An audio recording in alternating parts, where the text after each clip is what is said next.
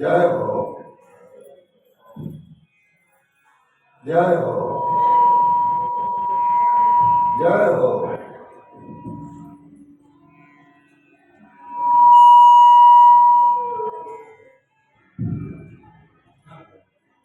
जय हो, जय हो।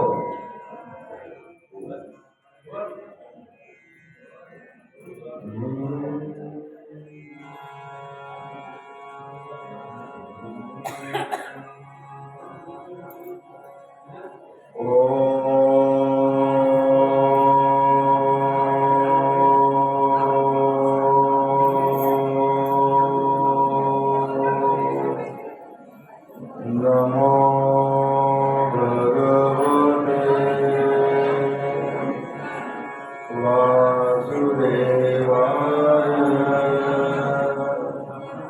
स्वस्ति श्री गणेशाय नमः। श्री सरस्वते नमः। श्री गुरुभ्यो नमः। सच्चिदानन्दरूपाय विश्वोत्पत्त्यादिहेतवे तापत्रयविनाशाय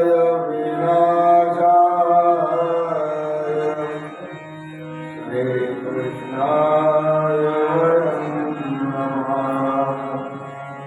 कृष्णाय वासुदेवाय हरे परमात्मने प्रणतते गणेशाय गोविन्दाय नमो नमः। एकं विजम्बुमादितं त्रिगुणयाय जगत् नानारूपतया विवर्जितं सत्यसत्यात्माभासते। तं सृष्टिस्थित्यवृत्ति प्रगणकं वेदान्तवेदं भवम् शम्भो शैवं सदा शिवम् वन्दे प्रभु शङ्करम्। भोळा शङ्कर पुढे नन्दीश्वर। भोळा शङ्कर पुढे नन्दीश्वर।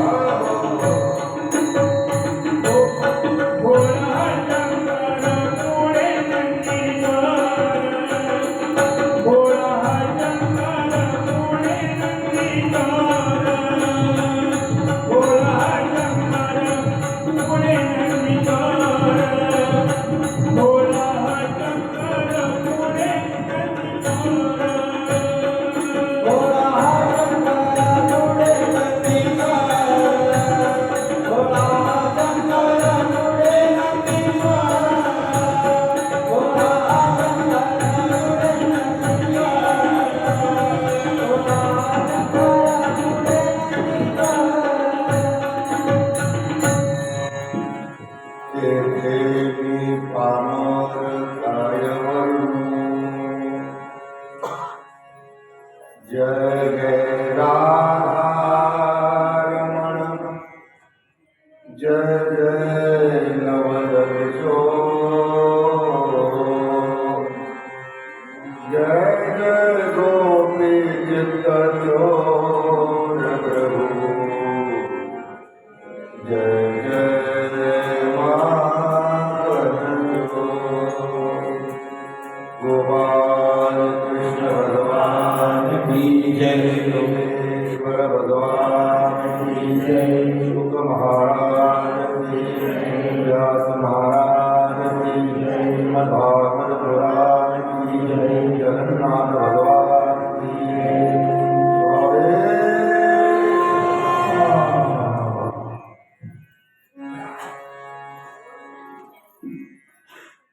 आज श्रीमद भगवत कथेचा द्वितीय दिवस आणि चौथं सत्र. त्या संबंधानं या भागवत कथेला शृंगारित करण्यासाठी तबला वादक, गायशीर वादक, गायनाचार्य, टाळकरी वृंद आणि त्या श्रीमद भागवत कथेचं कर्णद्वारे रसपान करणारा पंचक्रोशीतील जाणकार परमात्मा. सकाळी आपण ज्या ठिकाणी कथेला विश्राम दिला होता ती कथा होती भगवंताचं प्रागट्य. म्हणावा असा आनंद उपभोगता आला. सर्वांना भुका लागलेल्या होत्या. त्याची दसरात्र काढून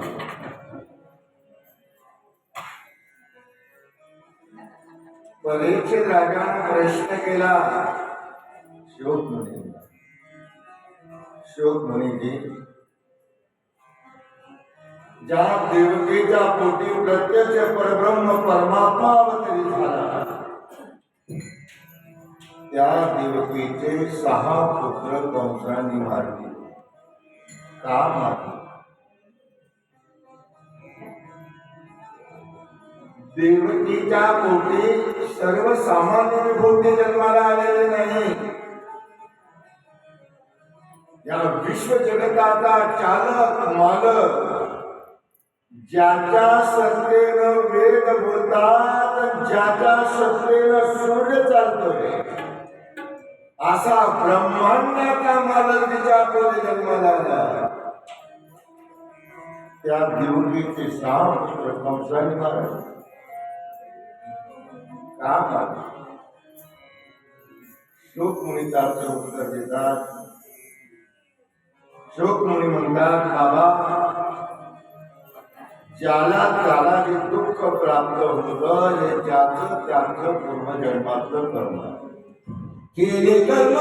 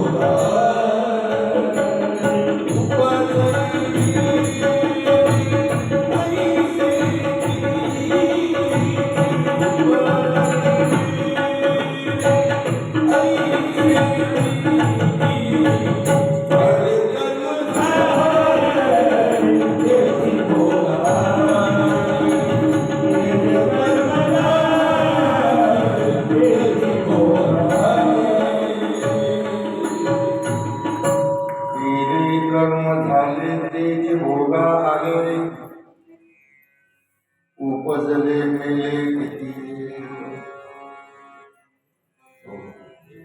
म्हणाले परीक्षित राजा,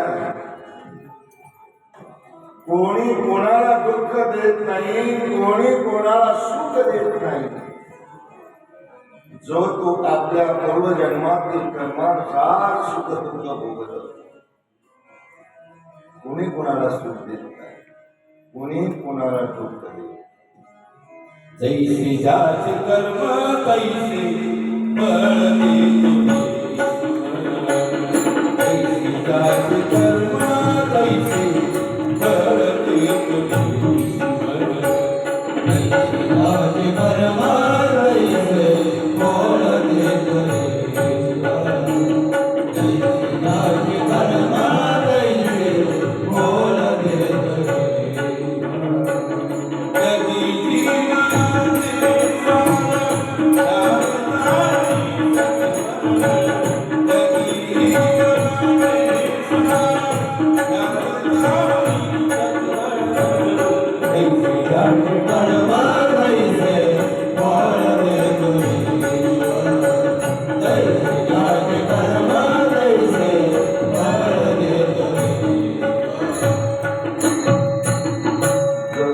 तैसे फळ देतो. तैसे फल देतो ईश्वर. पापात्मक कर्म केलं तर त्याचं फळ दुःख आहे आणि पुण्यात्मक कर्म केलं तर त्याचं फळ सुख आहे. कोणाच्याही वाट्याला 100% दुःख आलेलं नाही, कोणाच्याही वाट्याला 100% सुख आलेलं नाही. सुखाचं आणि दुःखाचं मिश्रण म्हणजे मानवी जीवन. पापात्मक कर्माचं फळ दुःख आहे आणि सुखात असणाऱ्या पुण्याचं फळ आहे सुख. द थेअरी ऑफ कर्मा, कर्म सिद्धांत असा आहे, पापात्मक कर्म आणि पुण्यात्मक कर्म यांची वजाबाकी होत नाही. कोणी म्हणेल मी 100 पुण्यात्मक कर्म केली, 50 पापात्मक कर्म केली, मग 50 पापात्मक कर्म पुण्यातून वजा करू, शिल्लक पुण्यात्मक 50 राहतील, मग तेवढंच सुख भोगायचं. असं कर्म सिद्धांतामध्ये चालत नाही. कर्म सिद्धांत कसा सांगतो, जेवढं पापात्मक कर्म केलं ते दुःखाच्या रूपानं ते उपभोगायचं आणि जेवढं पुण्यात्मक कर्म केलं ते सुखाच्या रूपानं वजाबाकी करत नाही, चालत. विचार करा, ज्या देवकीच्या पोटी प्रत्यक्ष परब्रह्म परमात्मा अवतरित झालं, त्या देवकीला आपलं पूर्वजन्मातलं कर्म चुकवता आलं नाही. तिचे 6 मुलं कंसाने मारली. का मारली? देवकीचं पूर्वजन्मातलं कर्म. देवी भागवताचा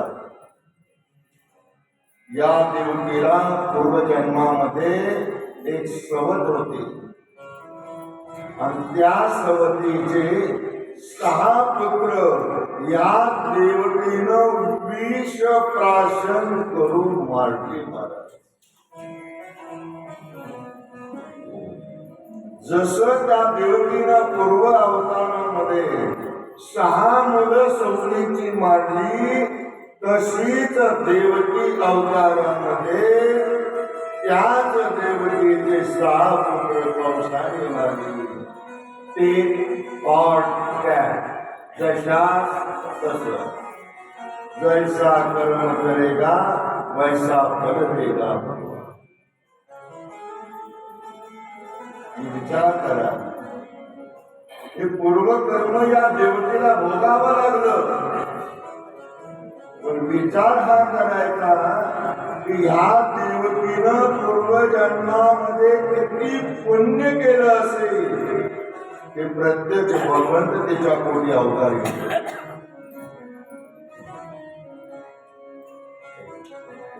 तुम्ही विचार आहे, पापात्मक कर्माचं फळ दुःख भोगायचं आहे, पुण्यात्मक कर्माचं फळ सुख भोगायचं. या देवकीनं पूर्वजन्मामध्ये किती पुण्य केलं असेल. महाराज सामान्य पुण्य केलं नाही. या देवकी आणि वसुदेवाचं पूर्वजन्माचे नाव आहे सुतपा आणि कृष्णा. या दोघांनी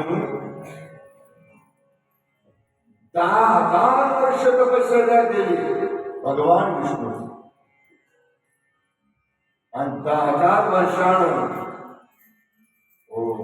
भगवान विष्णू प्रसन्न झाले. चतुर्भुज रूपामध्ये त्यांच्या समोर उभा राहिले आणि विचारलं, सुतपा, हे कृष्णा, अरे कशा करता तुम्ही तप केलंस?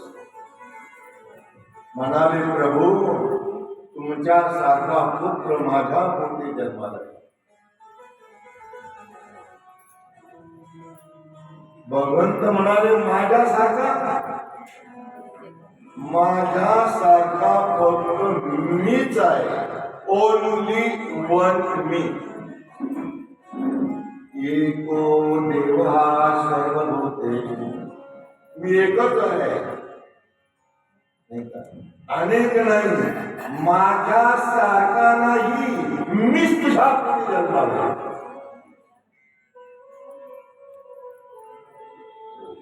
म्हणून तर ज्या वेळेला बंदी शाळेमध्ये दिव्य प्रकाश पडला,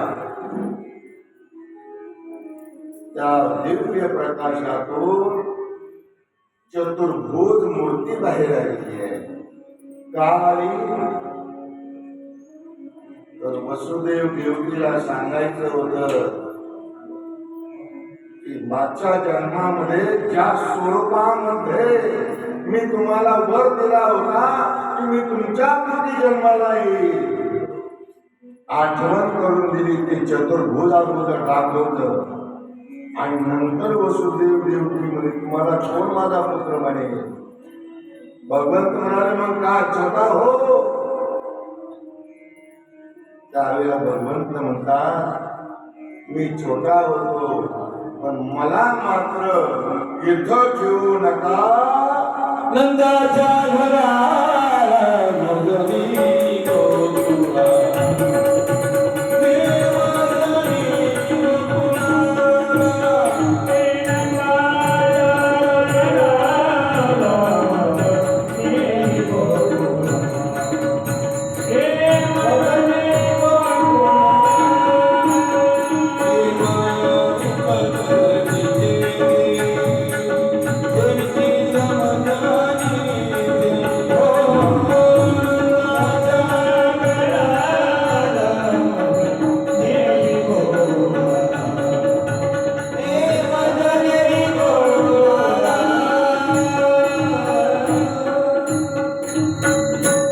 नंदाच्या घराला मजने गोकुळाला. वसुदेवजी म्हणतात न्यायचं कसं? हातामध्ये बेड्या आहे, पायामध्ये शृंखला आहे, जायचं कसं? कुलप लागलेली आहे, शिपाई तैनात आहे.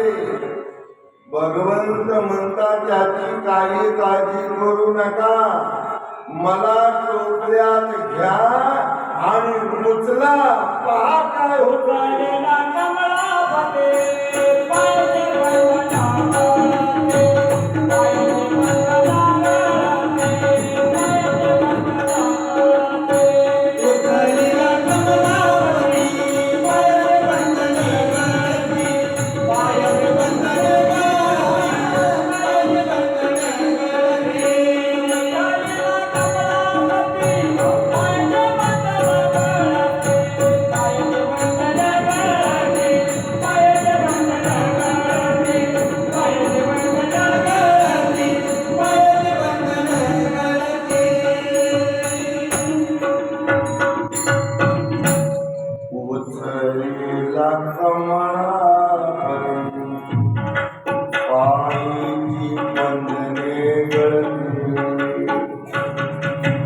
वसुदेवानं परमात्म्याला टोपलीमध्ये घातलं, डोक्यावर गेला, तोच बंधन तुटून पडलेला. पायात त्या शृंखला गळून पडल्या, हातात त्या बेड्या तुटल्या, दरवाजाची कुलप उघडली आणि सर्व असणारे द्वारपाल झोपी गेले. भगवंताने डोक्यावर घेतलं आणि गोकुळाच्या दिशेने धो धो पाऊस, अंधारी रात्र. शेषशाही भगवंताला पाऊस लागू नये म्हणून खणाव उभारले आणि वसुदेवजी यमुना नदीच्या तीरावर आले. नदी दुथडी वाहत होती, दुथडी वाहत होती. प्रयत्न केला. वसुदेवानं पाण्यामध्ये प्रवेश केला. पाणी कसं वाढू लागलं. यमुना नदीचं पाणी त्याच वेळेला एकाच वेळेला का वाढलं गेलं. संतांनी त्याचा थोडा थोडा निष्कर्ष आपल्या समोर ठेवला. पाणी वाढायचं कारण भगवंत हे यमुना नदीचे पती आहे. यमुना नदीला दुसरं नाव आहे कालिंदी. ती भगवंताची पत्नी आहे. एक दिवस या सर्व असणाऱ्या नद्यांची मीटिंग भरली आणि म्हणाले, काग कालिंदे, लग्न केलं तू आम्हाला सांगितलं सुद्धा नाही म्हणाले. बरं निदान नवरदेवता मला दाखवायचा म्हणाले, तो सुद्धा दाखवला नाही. तेव्हा कालिंदे म्हणते, तुम्हाला पाहायचा का या गोकुळाष्टमीच्या दिवशी.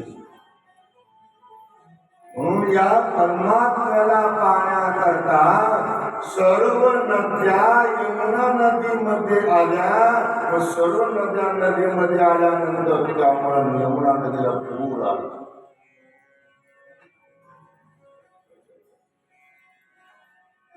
आणि एवढा पूर आला असणाऱ्या वसुदेवाने आत प्रवेश केला. केल्याबरोबर ती बसवली का उसरली.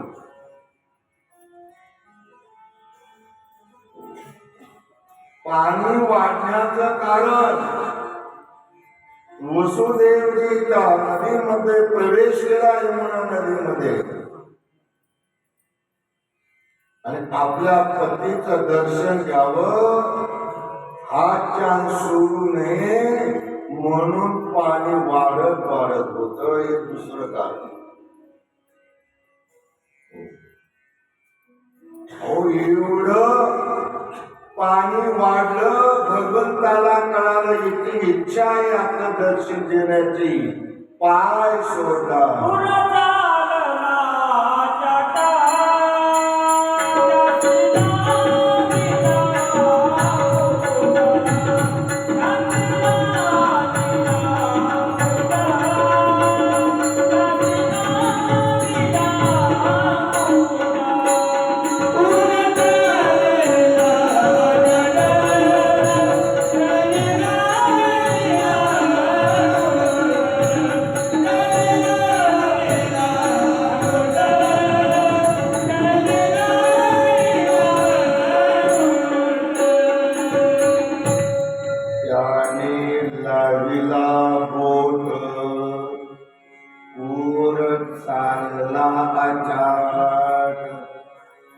भगवंताला कळालं हिचं दर्शन घेण्याची इच्छा आहे म्हणून भगवंताने हळूच पाय सोडला, दर्शन घेतलं आणि पाणी लगेच होतं.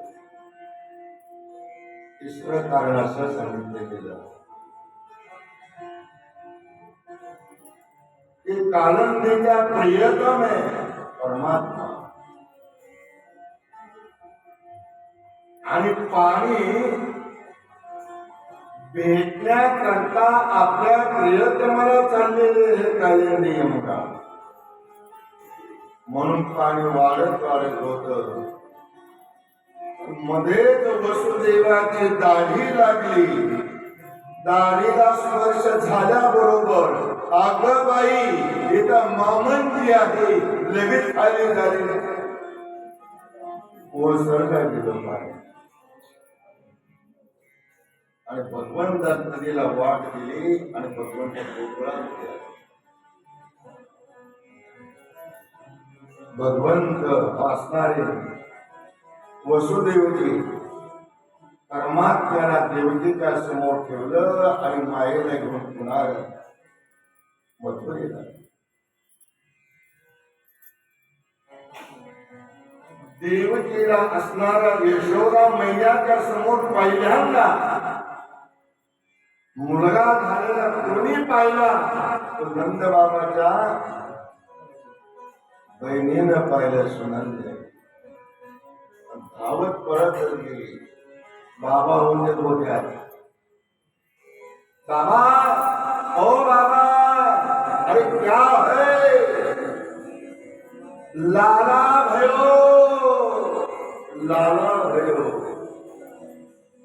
महाराज एवढा आनंद झाला नंद बाबाला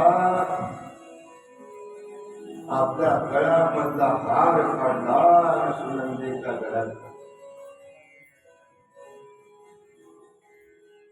गोकुळातल्या प्रत्येकाला आनंद महाराज.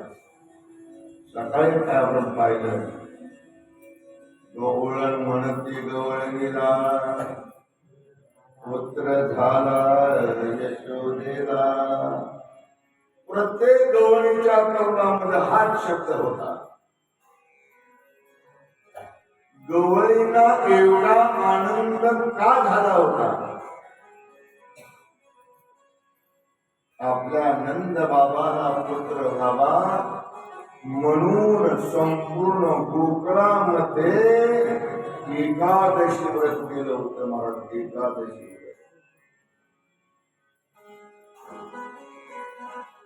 म्हणून सगळ्यांना एवढा आनंद झाला. त्या आनंदाचं प्रतीक काय होतं. गुढिया तोरणे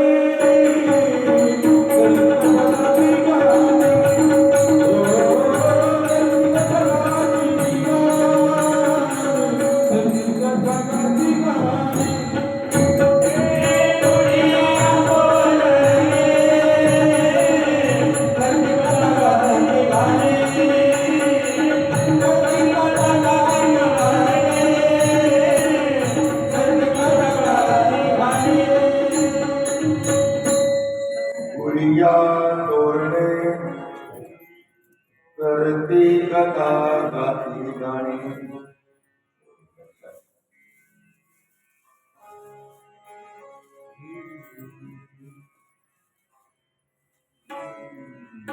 राजा सीता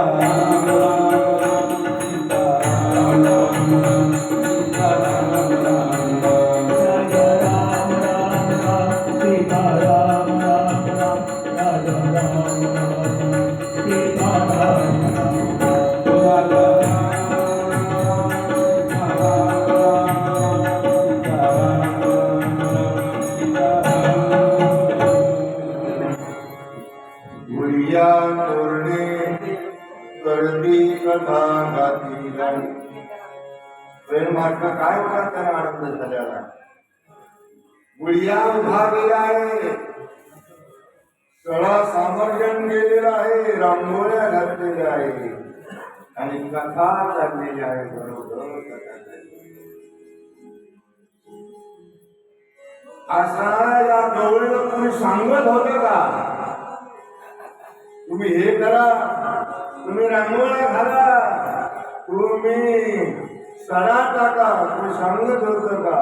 तुका म्हणे चंदे मन मोहिनी मनोमोहिनी गोविंदे. नंद बाबाला एवढा आनंद झाला 2 लाख गाई दान केल्या. सप्तधान्य दान केले. का करायचं दान. दान करण्यामागचा हेतू काय हे पहा. जमिनीची शुद्धता ही पाण्यानं होत असते. वस्त्र धुतल्यानं त्याची शुद्धता होते. स्नान केल्यानं शरीराची शुद्धता होते. संस्कारानं गर्भाची शुद्धता होते. नामस्मरणानं चित्ताची शुद्धता होते.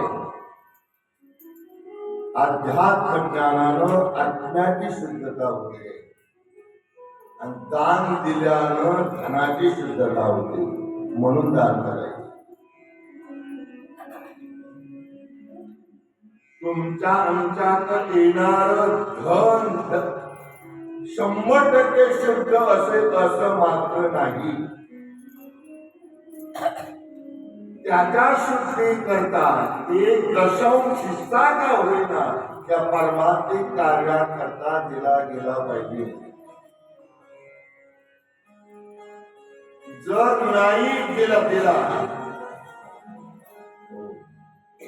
तेवढीच रक्कम कोणत्या तरी मार्गाने निघून जाते हे फक्त लक्षात ठेवा. त्याच्या करता डॉक्टर बसलेला आहे, त्याच्या करता वकील बसलेला आहे, त्याच्या करता राजा बसलेला आहे, त्याच्या करता चोर बसलेला आहे. मोटार सायकल वर येतो, गळ्यात लवून घेऊन जातो.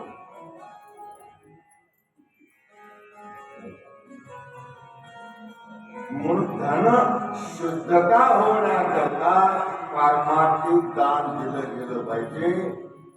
म्हणून नंद बाबानं 2 लाख काही दान केल्या, शब्दधान्य दान केले.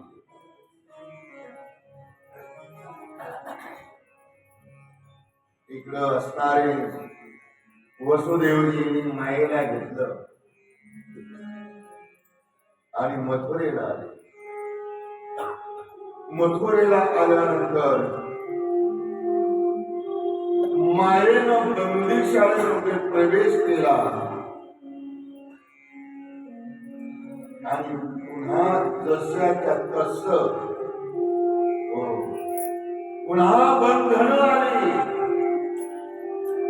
माया आली की बंधन येतात आणि परमात्मा आला की बंधनच होतात.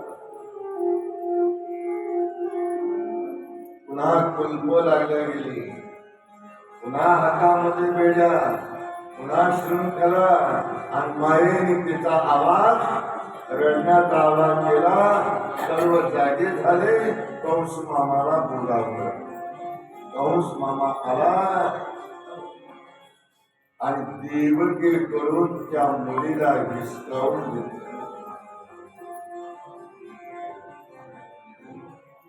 ती आक्रोश करून सांगते, देवी दादा, अरे मुलगा नाही रे, हा मुलगी आहे. नको बाबू. याला माहिती होतं चतुरात मुलीच्या रूपानं येईल आणि हा बाबा होईल.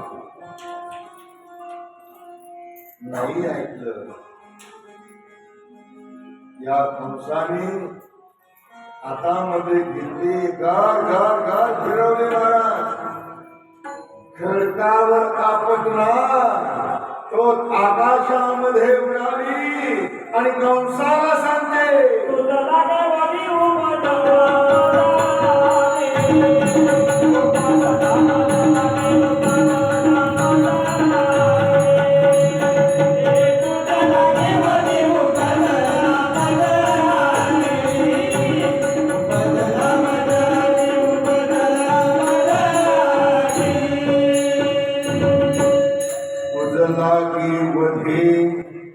उपजला मज आधी. आणि हे कंसाने असणारी आकाशवाणी.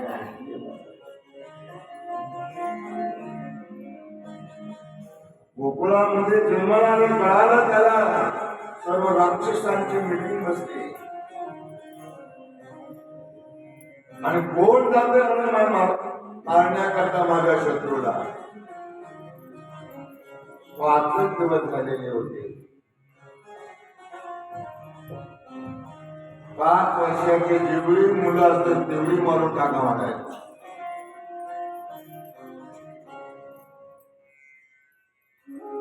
सर्व राक्षस बोलावले. पुतना मावशी होते. पुतना मावशी म्हणाली, एवढे राक्षसाचं काय काम आहे म्हणाले, एक तर लहान छोटं बाळ आहे, हे स्त्रीचं काम आहे, मी काम करते म्हणाले. त्याला मारण्याचं काम मी करते. आणि भक्त स्थळामध्ये विष भरलं आणि गोकुळाच्या दिशेने निघाली. गोकुळामध्ये प्रवेश केला. ट्रायल बेसिसवर 2-4 मुलं मारली मारत. अतिशय सुंदर रूप घेतलं होतं त्यानं. किती सुंदर रूप होतं ऐका. नामाधनी आली नंदाची घरा नामाधनी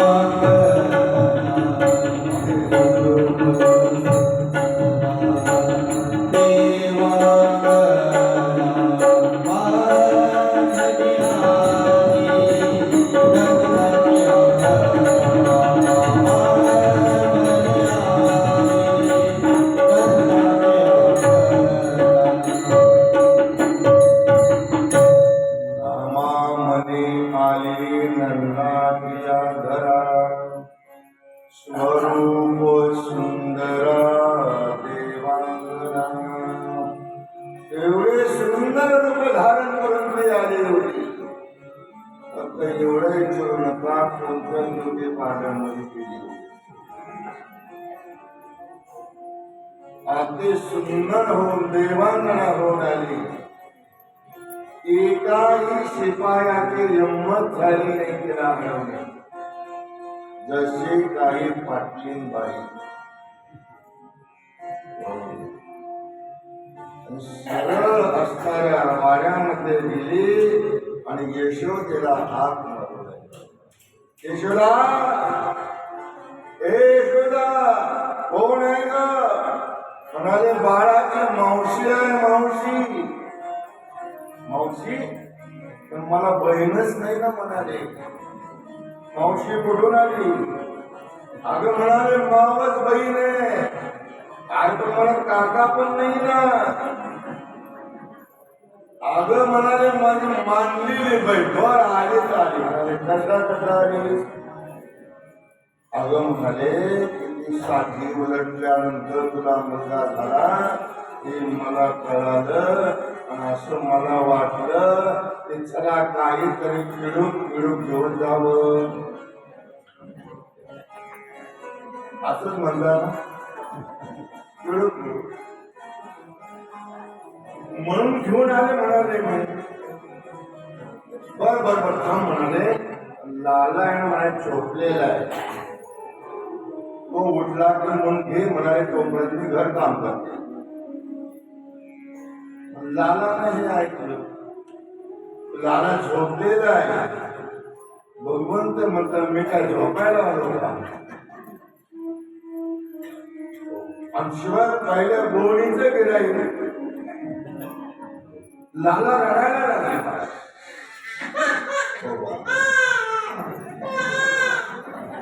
एवढे रडायला लागले. मावशी म्हणते यशोदा किती खोटं बोलतीस का तू? अरे लाला तर जागा आहे म्हणाले. अरे म्हणजे जागा झाला तर घेणं म्हणाले त्याला. हे असणारी उदना मावशी जाते, पाण्याचं मूल घेते आणि आपल्या मांडीवर ठेवते. आणि मांडीवर ठेवल्याबरोबर भगवंताला डोळे झाकून घेते. त्याचे 5 कारण सांगितले का भगवंताने डोळे झाकले. पहिलं कारण, उदरा मावशी ही अविद्या आहे. भगवंताचे डोळे हे ज्ञान स्वरूप आहे. ज्ञानापुढं अविद्या टिकत नाही. आणि जर अविद्या टिकली नाही तर मग लीला कोणाबरोबर करायची. म्हणून झाकिले डोळे. पहिलं कारण. दुसरं कारण असं आहे, भगवंताने डोळे झाकले आणि आपल्या आराध्य दैवताचं स्मरण केलं, ध्यान केलं. बाळकृष्ण भगवान विष्णूचा अवतार आहे. भगवान विष्णूचं आराध्य दैवत आहे भगवान शंकर. भगवान शंकराचं आराध्य दैवत आहे भगवान विष्णू. भगवान विष्णू भगवान शंकराची पूजा करतात. भगवान शंकर भगवान विष्णूची पूजा करतात. हरिपाठामध्ये स्पष्ट सांगतात ज्ञानोबारा, रामकृष्ण वाचा भाव हा जीवाचा, आत्मा तो शिवाचा, राम हरी हरी हरी मंत्र हा शिवाचा. शिवाचा भगवान शंकराचा मंत्र गोड. रात्रंदिवस भगवान कोणाचं भजन करतात? भजन करी महादेव महादेव, भजन करी महादेव.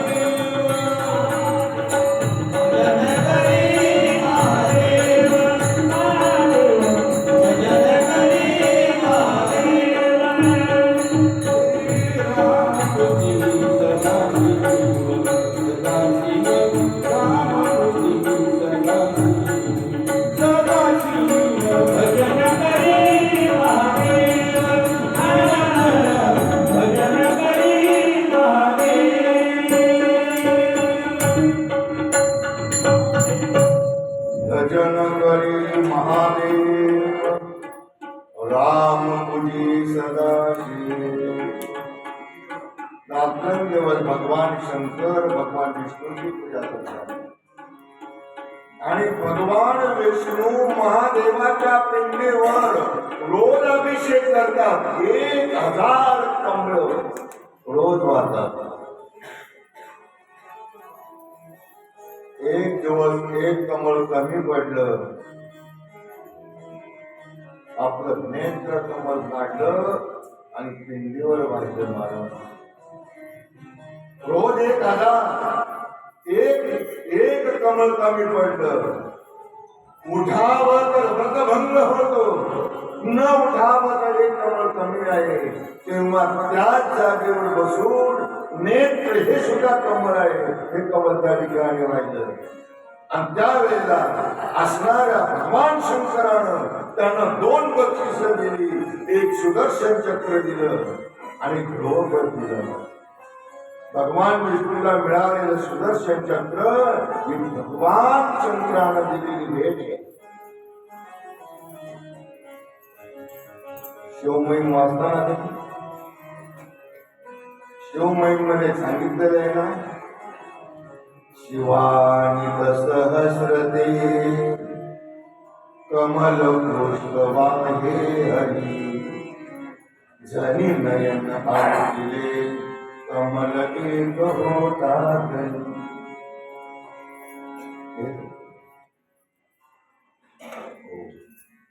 डोळे झाकून आपल्या आराध्य दैवताचं स्मरण केलं, ध्यान केलं, भगवान शंकराचं.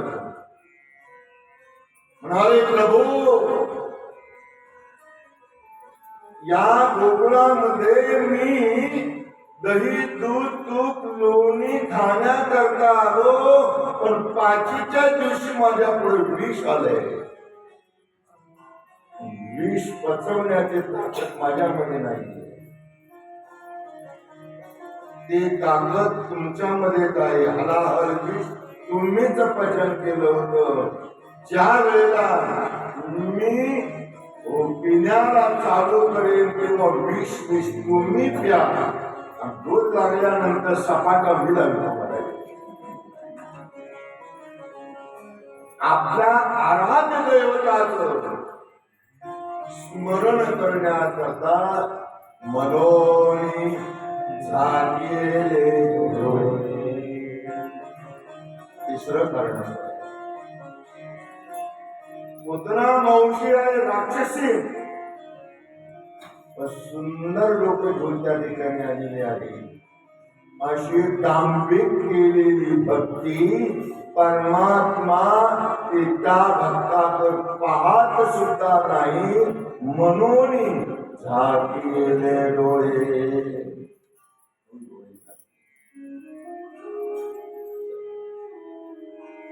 पाचवं कारण असं आहे, भगवंताने डोळे झाकले आणि विचार करू लागले. हजार हजार वर्ष तप करणाऱ्याच्या मी दृष्टिक्षेपात पडत नाही. आणि हे पुतना मावशी आहे, याच्या मांडीवर मी आलो कसा? यांच्या पूर्वजन्माचं काय पुण्य आहे? डोळे झाकून जेव्हा विचार केला तेव्हा त्यांच्या लक्षात आलं, ही पुतना मावशी दुसरे तिसरे कोण नसून बळीराजाची ही मुलगी रत्नमाला आहे. ज्या वेळेला आठव्या स्कंदामध्ये ती कथा आलेली आहे, पण आपण काही विस्तार सांगू शकलो नाही.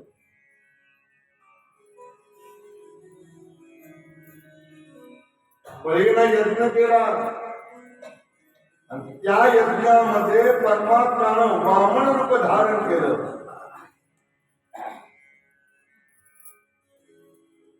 आणि भिक्षा मागण्याकरता भिक्षाम देवी. अतिशय सुंदर होते परमात्मा महाराज, इतके सुंदर दिसत होते त्या रूपामध्ये. राजस कुमार मदनाचा पुतळा, दिव्य तेज पुंज मदनाचा पुतळा, परब्रह्म केवळ बोलत. इतका सुंदर परमात्मा, छोटस रूप पटवून धरलेला आहे. हो, आणि ते आल्यानंतर प्रथम पाहिलं ते रत्नमालेनं पाहिलं. एवढा सुंदर मुलगा आपल्या मांडीवर दूध पिण्याकरता असावा म्हणून तिने इच्छा प्रगट केली. भगवंत म्हणाले, या जन्मात नाही, पुढच्या जन्मात तुझी इच्छा पूर्ण करेल. आणि त्या ठिकाणी बळीराजा येतो आणि त्याने विचारलं, हे बटू, बोल तुला काय हवं? म्हणाले, राजा मला फक्त 3 पावलं पाहिजे. माझ्या पावलाची फक्त 3 पावलं पाहिजे.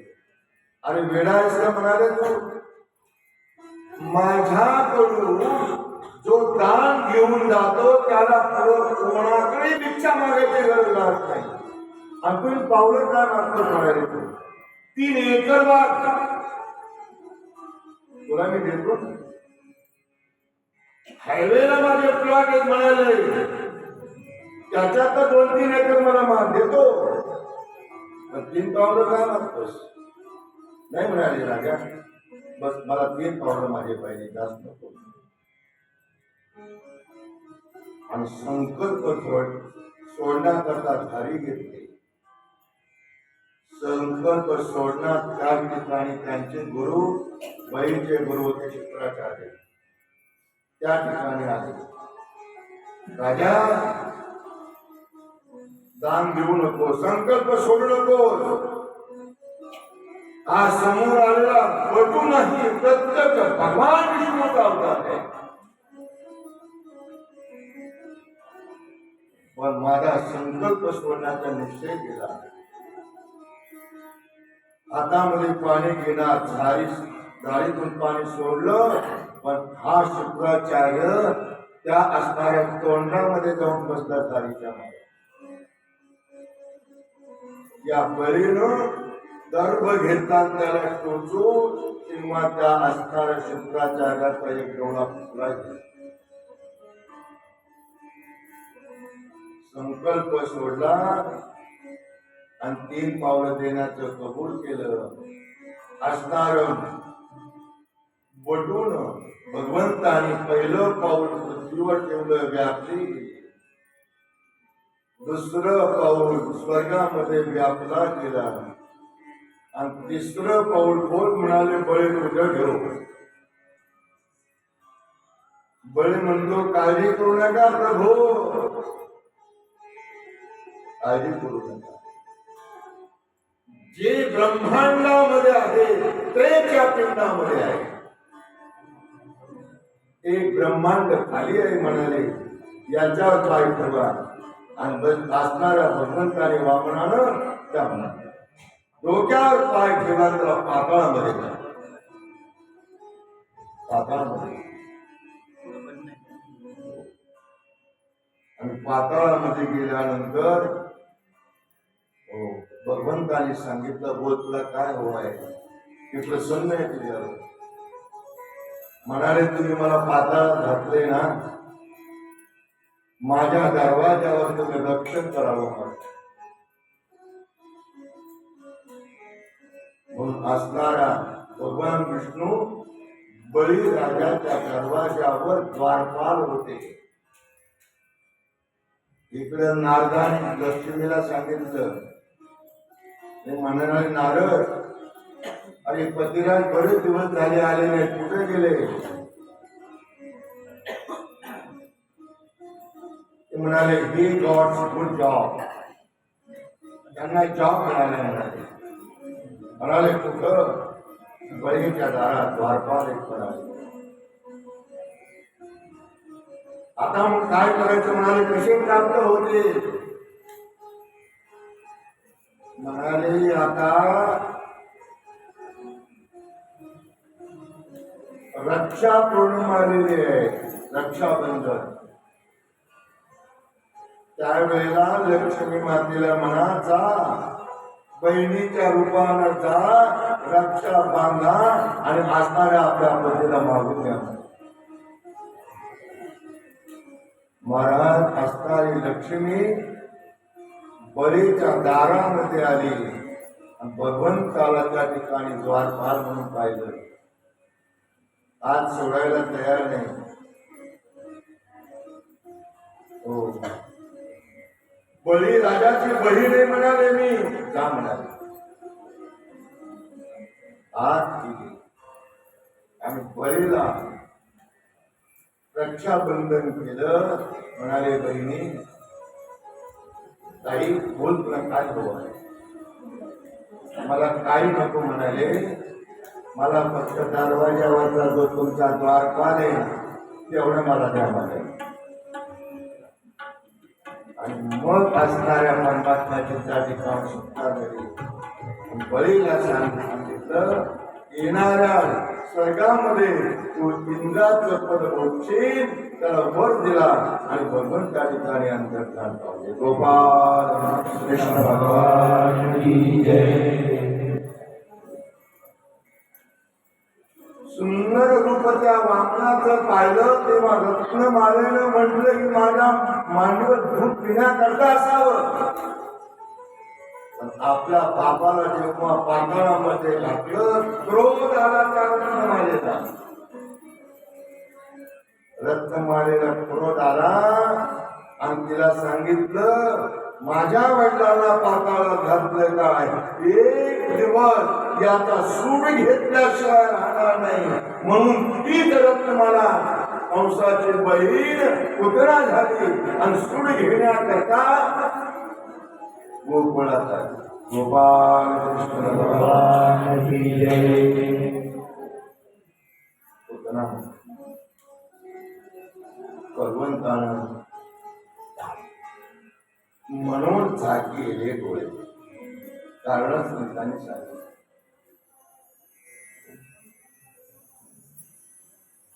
असणाऱ्या पुतना मावशीनं भगवंताला आपल्या वक्षस्थळाला लावलं, विष प्राशन केलं, दूध प्राशन केलं, पंच प्राण जेव्हा प्राशन केलं तेव्हा ते पुतना म्हणू लागले, मंचता मंचता सोड मला, सोड मला.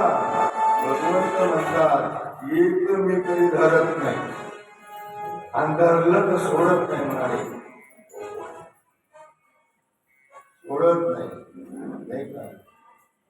पंढरीचे भूत मोठे, आल्या गेल्या झडपी वाटे, तेथे जाऊ नका कुणी, गेले नाही आले. एकदा झडप घातली त्याच्यावर सोडत नाही परमात्मा.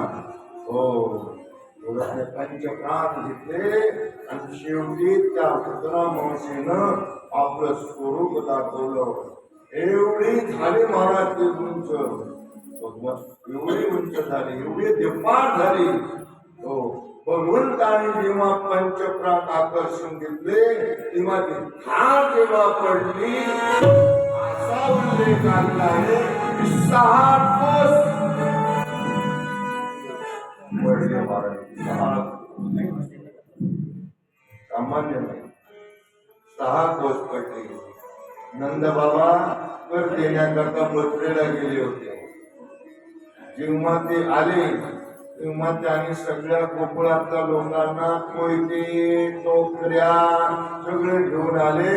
तोडून तोडून एका जागेवर घेतलं आणि ती पेटून दिलं. जेव्हा ते पेटून दिलं तेव्हा सुगंध बाहेर पसरला.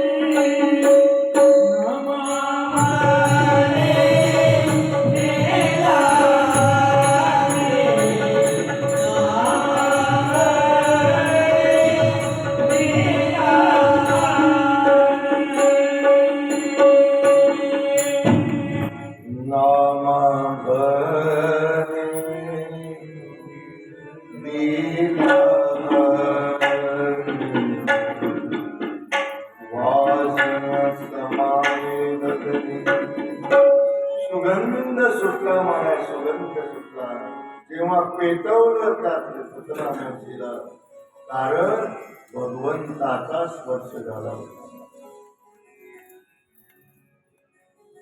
भगवंताचा स्पर्श झाला आणि असणाऱ्या या पतना वंशीला भगवंताने अशी गती दिली महाराज, जी यशोदा मैयाला दिली तीच गती देवकीला दिली आणि तीच गती पतना वंशीला दिली.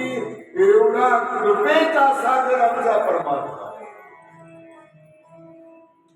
बहु आहे कृपावंत, बहु आहे कृपावंत, अनंत हे नाम जा. एवढा कृपावंत सांगा, आपल्या परमात्म्यासारखा एवढा कृपावंत जगामध्ये कोण आहे? जी पुतना भगवंताला मारण्याकरता आली, त्या पुतना मावशीला आपल्या मातीत ती गती दिली. असा कृपावंत जगामध्ये कोण आहे?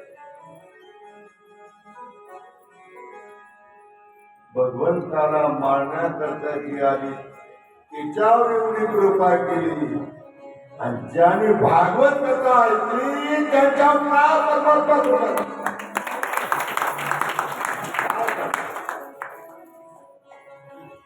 मारायला आलेल्या होतं एवढी कृपा परमात्मा करतो.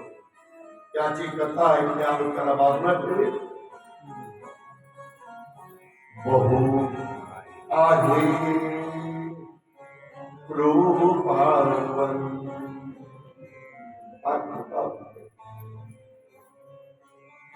गोपाल कृष्ण भगवान की जय. त्यानंतर गर्ग ऋषी गोकुळामध्ये येतात, नामक निवेदी करतात. कृष्ण बलराम हे नाव ठेवलं जातं. भगवंत आता मोठे झालेले आहेत. भगवंत शकटासुर येतो, तृणासुर येतो, त्यांना मारलं जातं. भगवंत आता तळ हातावर रांगायला लागलेले आहेत. तळवे तळहात, तळवे तळहात, तळहात टेंगी तळवे तळहात, तळहात टेंगी तळ मुळ्याने मुळ्याने लागतो, तळ मुळ्याने मुळ्याने लागतो, तळ मुळ्याने मुळ्याने लागतो. तळवे तळहात, तळवे तळहात, तळहात टेंगी तळवे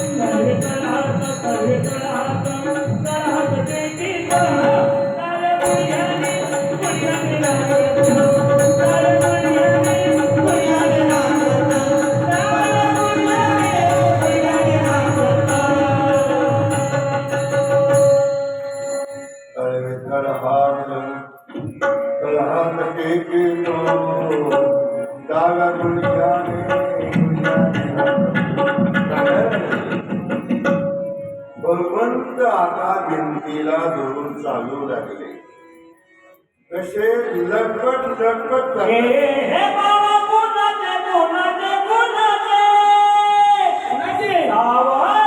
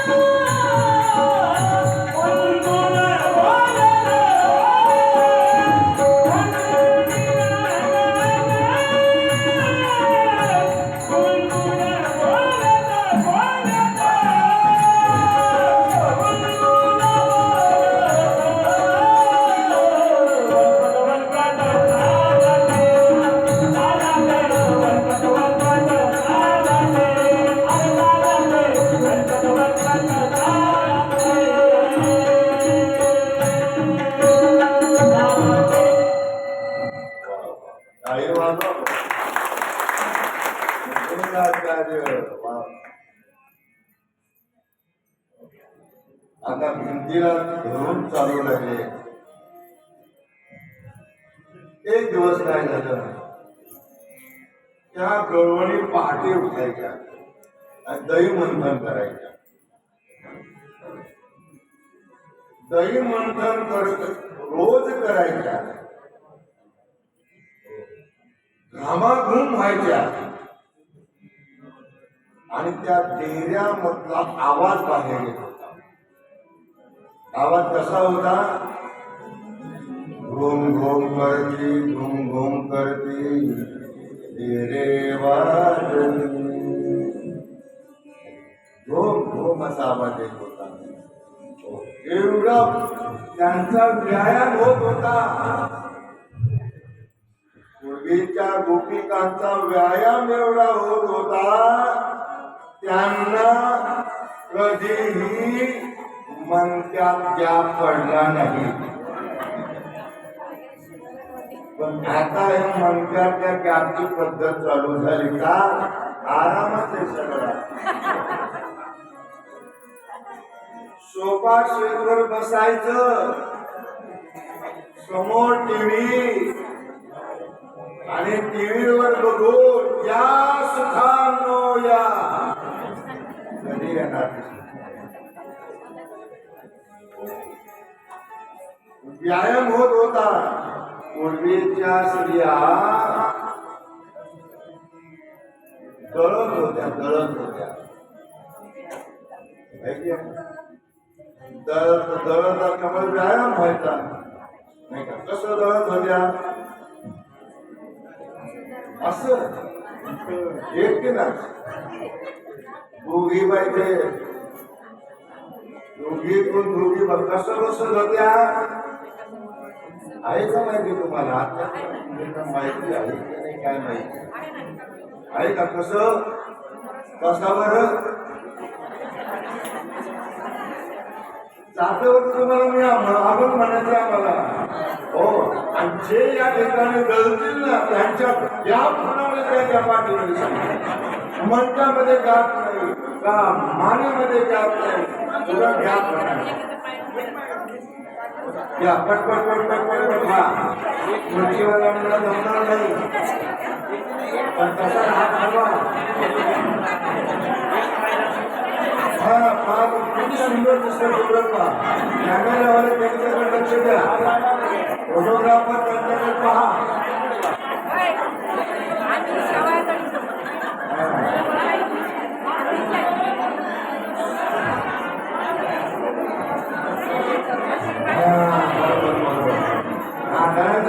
बरोबर सांगा मी बरोबर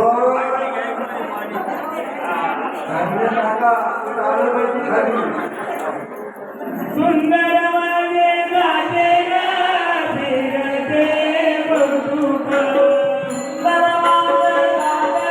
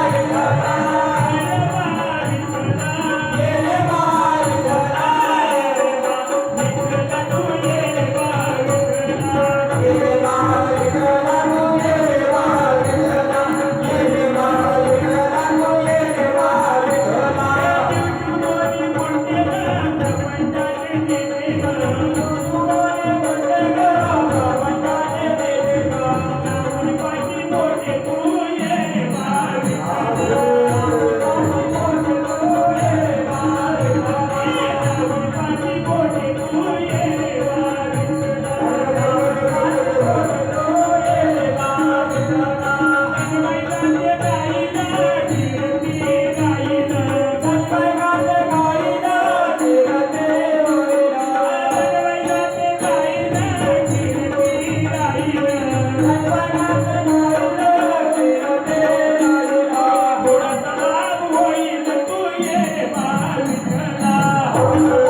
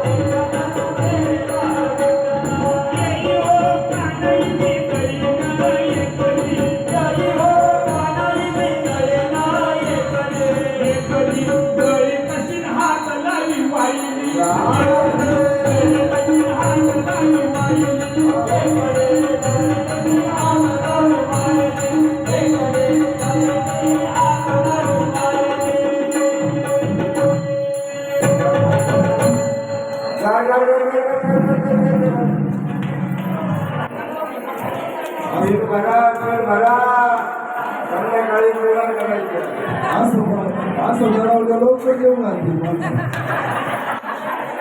काही नाही बाटली सुद्धा ठेवून दिली तशीच बाटली झाली काय करणार काही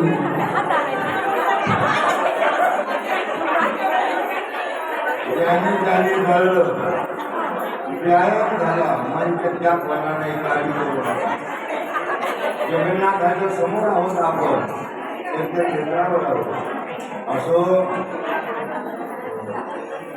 म्हणून पूर्वीच्या स्त्रिया तरी मंथन करायच्या आणि मंथन करत असताना त्यांना शारीरिक श्रम व्हायचे त्याच्यामुळं त्यांचं शरीर प्रकृती राहायची मनच्यात व्याप होत नव्हते आणि एक दिवस ह्या असणाऱ्या गोपिका लक्ष द्या गोपिका एक दिवस सर्वांनी पहाटे उठल्या आणि मंथन करू लागल्या परमात्माला भूक लागली भिंगीला धरून पकडत त्या डेऱ्या कशी आली आणि डेऱ्याचा आवाज जो चालू होता घुम घुम करती डेरे भगवंत मैया दूध म्हणत आले डेऱ्यामुळे त्यांना काही आवाज आला नाही दिसले डेऱ्यापाशी आल्याबरोबर डायरेक्ट रवीला पकडलं आणि असणाऱ्या यशोदेला पाहिलं आपल्या असणाऱ्या लालानं रवीला पकडलं तेव्हा ती असणारी यशोदा म्हणते भगवंताला सोड रवीचा हात हरी रे सोड रवीचा हात हरी रे करू दे रे मंथना बाळा रे करू दे रे मंथना पुत्रा रे करू दे रे मंथना करू दे रे सोड रवीचा हात हरी रे करू दे रे मंथना सोड रवीचा हात हरी रे करू दे रे मंथना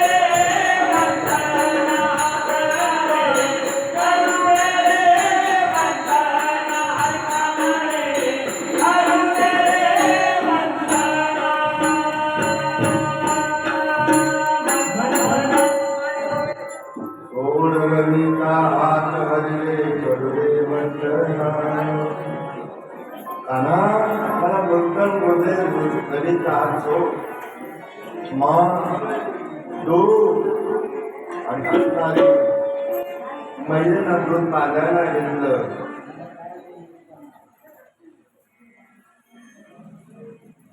दूध पाजलं आणि तेवढ्यात काय झालं, चुलीवरचं दूध ओतू गेलं आणि कृष्णापण म्हणून कृष्णाला खाली ठेवलं आणि तिकडं दुधाला पळाली. भगवंताला राग झाला, तेरा फोडून टाकला.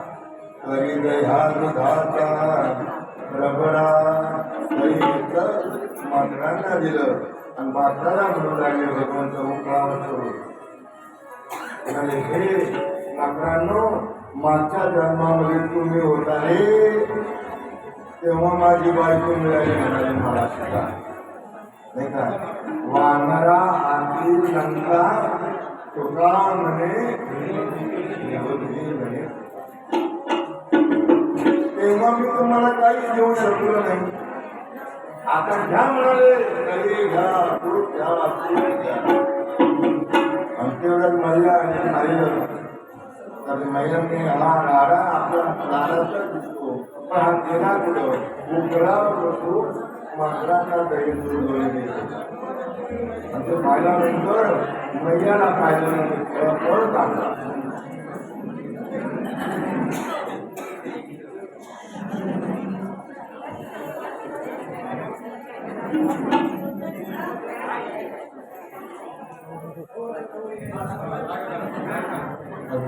हॅलो. यशोदा मैयानं मागं काठी घेऊन धावली. सर्व गवळणी त्याला पकडलं, तर मागण्याचा प्रयत्न केला. दोन बोटं कमीकडे होती, उकळाला बांधलं. असणाऱ्या यशोदा मैयाने ऑर्डर दिली, बांधा उकळाला, याला बांधा उकळाला. बांधा उकळाला याला, बांधा उकळाला, नंदाचं पोर याला बांधा उकळाला.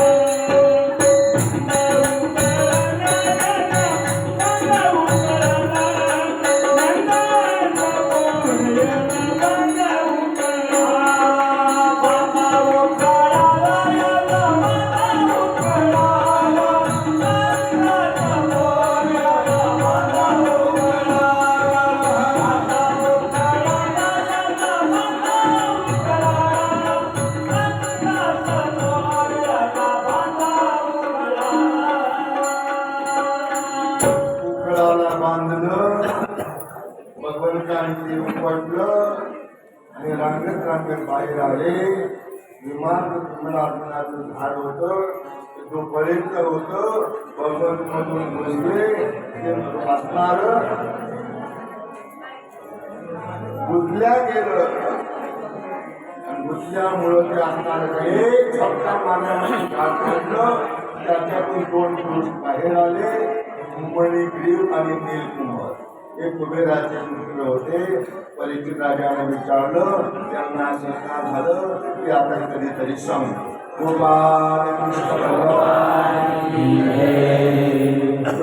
त्यानंतर ती कथा येते माती झाली. त्यानंतर ती कथा येते कात्यायनी व्रताची आहे. त्यानंतर ती कथा येते यज्ञ पक्षावर भगवंतांनी कृपा केली. त्यानंतर ती कथा येते ब्रह्मदेवाचं गर्वहरण केलं, ती कथा येते. नंतर कथा येते ती रासक्रीडा येते. आता रासक्रीडा सांगायला सुद्धा वेळ नाही. त्यानंतरची कथा येते आकृती भगवंताला नेण्याकरता मथुरेमध्ये आपलं त्यामध्ये येतात, गोकुळामध्ये येतात, वृंदावनामध्ये येतात. ती कथा आहे भगवंताला आता सांगावं तर नाही सांगावं, वेळेचं फार बंधन आहे. नवरदेव नवरी तयार आहे. महाराज आवरा आम्हाला यायचे लोक म्हणून पहा. आता आकुराची कथा सुद्धा सांगत नाही. आकुर या ठिकाणी येतो, परिस्थिती काय होते आणि ठाकूर येऊन भगवंताला मथुरेमध्ये घेऊन जातात. मथुरेमध्ये गेल्यानंतर प्रथम ध्वजाचा उद्धार करतात. नंतर ध्वजाचा उद्धार केल्यानंतर एका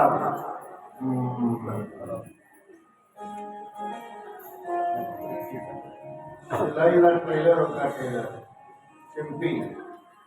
शिंप्याने त्याला व्यवस्थित सर्व कपडे आणि तयार करून दिले.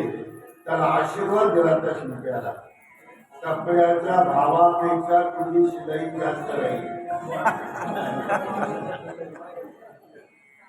आशीर्वाद आजही खरा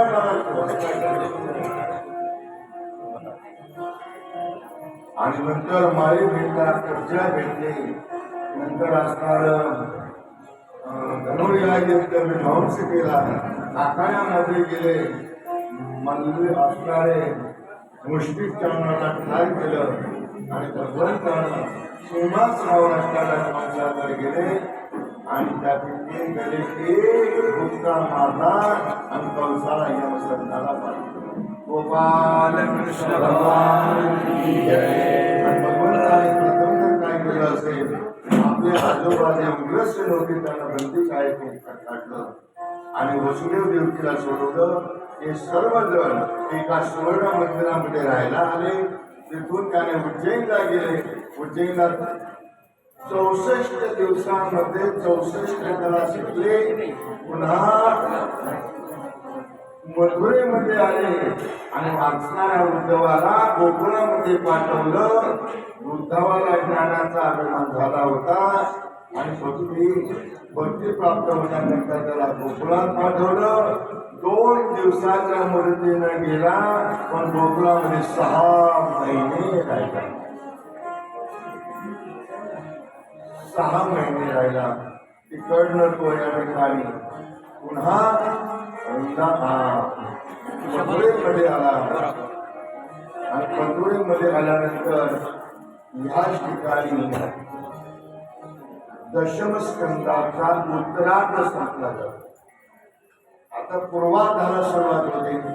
मग पूर्वार्धामध्ये कंसाला मारल्यानंतर कंसाच्या ज्या 2 पत्न्या होत्या, अस्त्री आणि प्राप्ती, हो, या जरासंधाच्या मुली, त्या जरासंधाच्या बापाकडे गेल्या आणि त्या जरासंधानं 17 स्वाऱ्या केल्या. आणि 17 स्वाऱ्या केल्या. 18व्या जेव्हा स्वारी केली त्यावेळेला भगवंतानं रणांगणामध्ये पळून गेले म्हणून त्याला रणछोडदास म्हणतात. आणि ते पळून गेले. एका आवश्यक पर्वतावर गेले. त्या ठिकाणी जरासंधानं पाहिलं. चोर बाजूने आत लावून गेली. भगवंताने छलांग मारले. ते द्वारकेला गेले. बलराम दादा आणि भगवंत गेल्याबरोबर प्रथम भगवंताने काय केलं असेल, बलरामाचं लग्न रेवताची मुलगी रेवती बरोबर केलं. आणि नंतर हो भीष्मकाची मुलगी होती रुक्मिणी. डायरेक्ट भीष्मकाची मुलगी होती रुक्मिणी आणि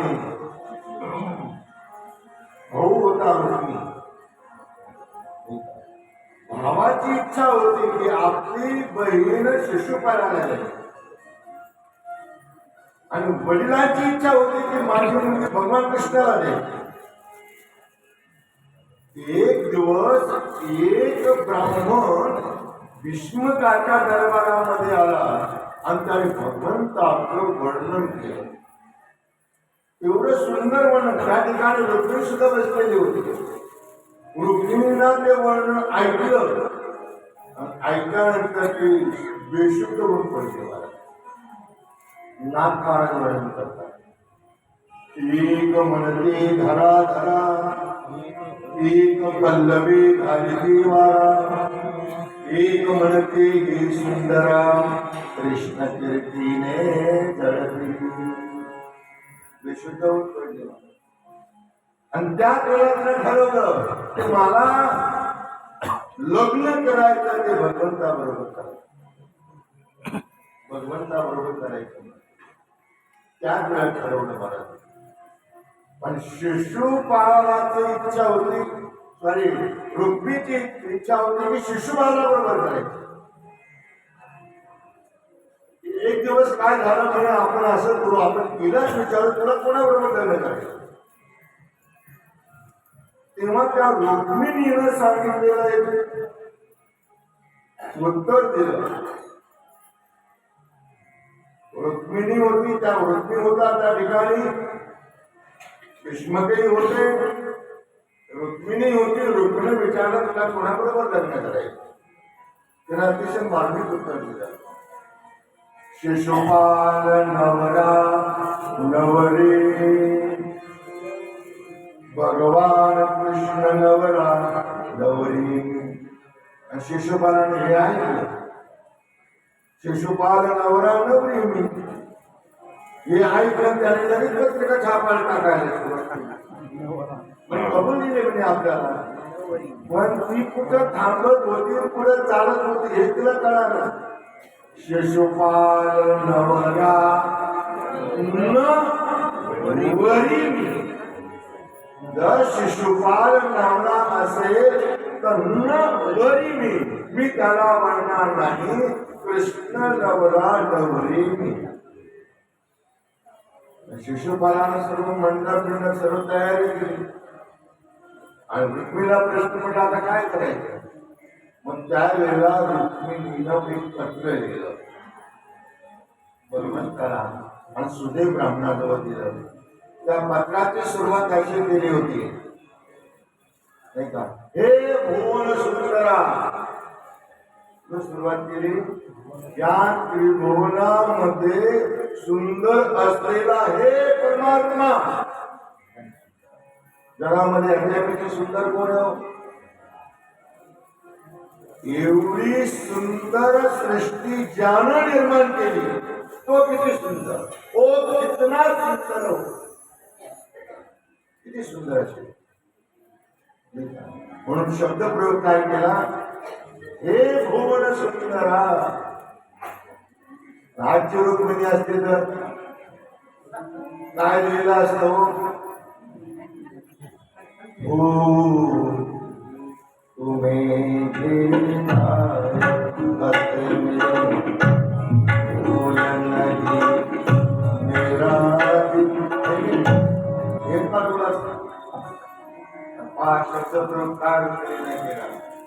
हे भुवन सुंदर.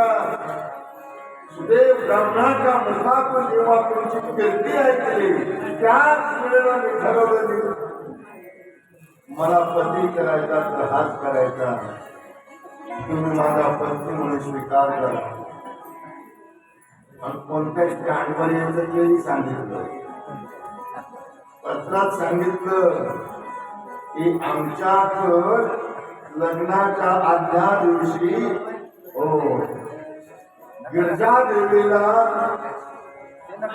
मोठी भरण्याची पद्धत आहे. मी त्या ठिकाणी येते, तिथून माझं पलायन करा, राक्षसी वृत्तीनं माझं लग्न करा. विधीचे बरेच 7-8 प्रकार आहेत, माझं वेळ नाही सांगायला. राक्षसी पद्धतीने मला घेऊन जा. आणि पत्र सुदाम देवाजवळ दिलं आणि सुदाम देवाजवळ दिलं आणि सुदाम देव द्वारकेला घेऊन गेले आणि भगवंतावर दिलं, पत्र दिलं. भगवंत म्हणाले ब्राह्मण वा तुम्ही वाचा म्हणाले. आणि त्यांनी वाचल्यानंतर ऐकलं, म्हणाले ब्राह्मण वा तुम्हाला काय सांगावं, त्या रुक्मिणीची मी किती दिवसापासून वाट पाहतोय. एक एक दिन अब लगता ही एक साथ, तेरे बिन मेरा भी है भैया. एक एक दिवस मला एका वर्षासारखा जातोय.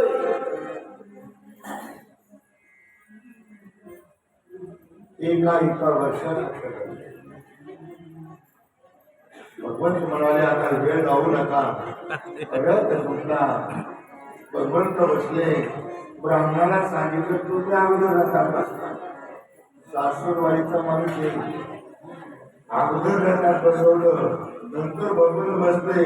वरदा वेगानं आले आणि तिकडनं असणारी रुक्मिणी माता गिरजा देवीची ओटी भरण्यात आली. गिरजा देवीची ओटी भरली आणि देवीला प्रार्थना केली, देवी भगवान कृष्ण माझा पती होते, दरवर्षी मी तुझं नवरात्राचं व्रत करीन, मोठा बसला नाही.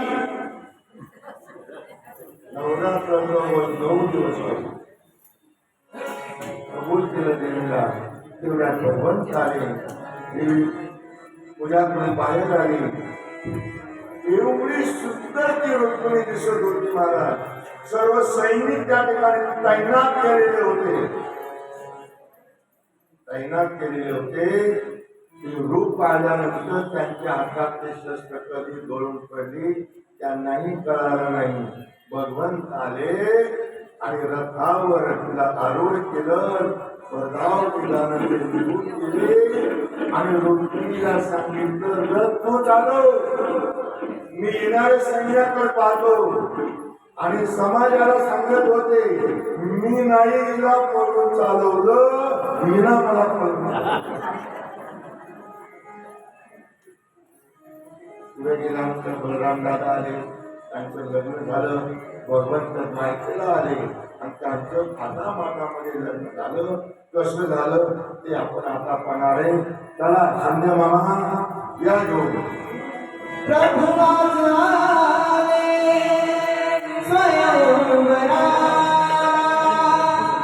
प्रभुराज आले स्वयंवरा, फुले उधळूया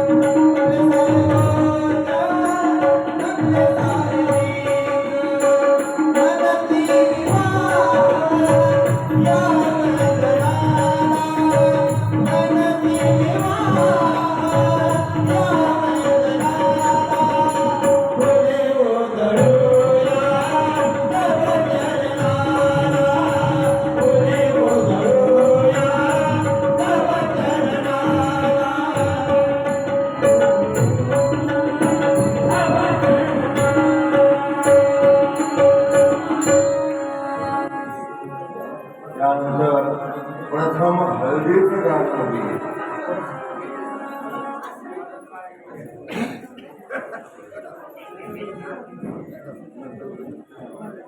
मेहंदीचं गाणं थोडं होईल, नंतर हळदीचं, नंतर लग्न लागेल आणि मग शेवट काय वाजायचं गाणं.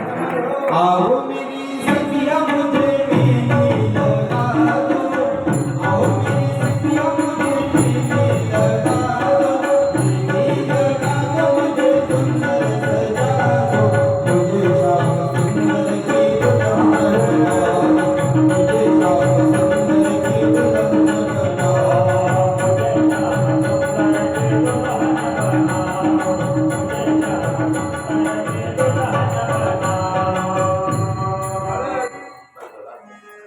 हळदीचं गाणं.